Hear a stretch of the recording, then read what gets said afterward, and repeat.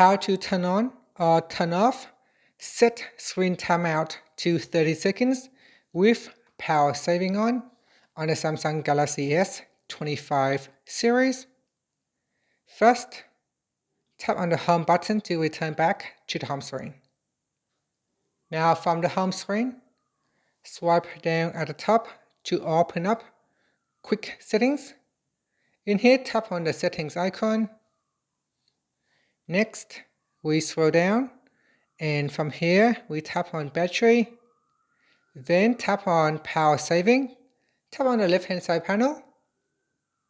Next, we scroll down, and from here, tap on set screen timeout to 30 seconds. Tap on the toggle button to turn on or switch off this feature. So when this is turned on, and when you turn on power saving, then the phone will automatically set the screen timeout to 30 seconds. After that, when you turn off power saving, then your screen timeout will automatically set back to your default settings. And that's it. Finally, you can tap on the home button to return back to the home screen.